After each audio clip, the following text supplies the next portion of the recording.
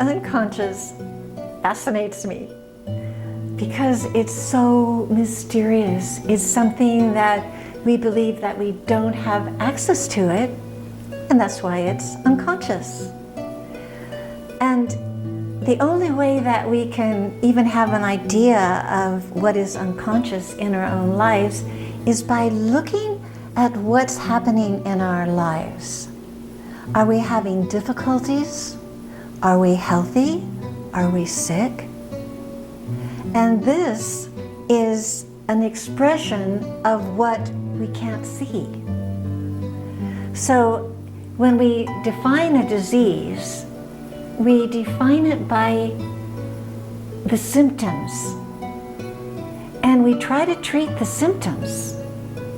And we spend a lot of time and a lot of money and a lot of focus on that. But what would happen if we open to the unconscious source of that disease?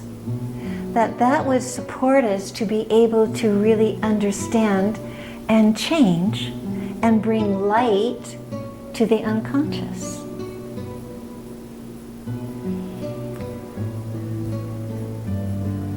So when I'm looking at the unconscious, I know that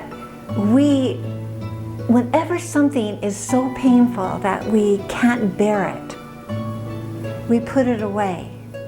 And say you put it in a box, and this box has no light, and this box has no key, but it's safe, it's buried, and you never have to look at it because in your mind you think it might be scary or bad, or you might be that.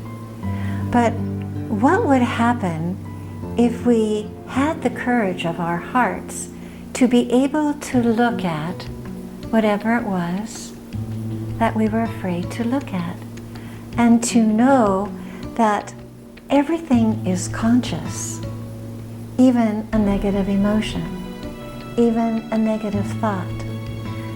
And it's my belief, I hold this, I feel like all of consciousness is of the divine. Everything is of the divine. And we take that consciousness and we create humans, and we create animals, and we create planets, and we create life itself. But it's all of the divine.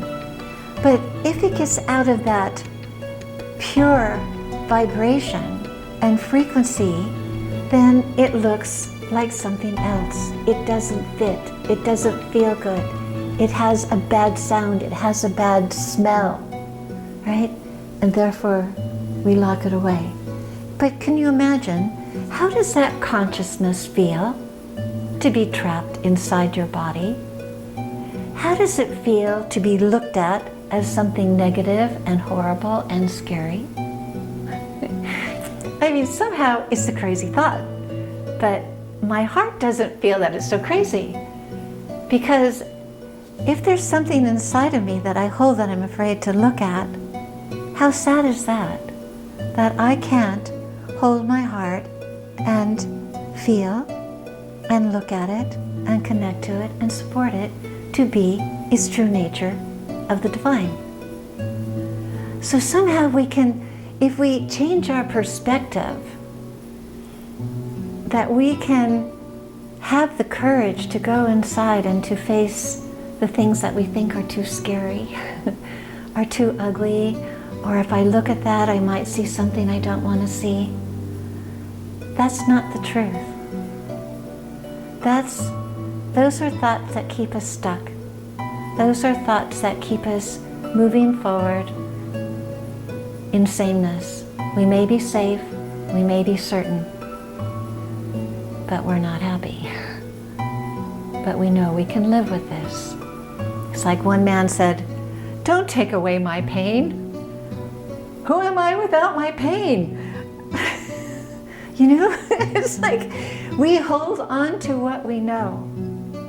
So if we look at our pain, really with all our heart, it can dissolve. It can come back to its pure nature. And sometimes I look at the body, the angles, that sacred geometry. And they're angles. And we have angels of light, right? But we also have angles of light. And each of these angles of light have a certain number, a certain frequency, a certain quality, a certain color. Could they just possibly hold a divine quality? So that in the opening of something that's contracted, if we allow it to open, we will be surprised to find within us a divine quality that wants to be expressed. Just food for thought, or should I say, food for heart.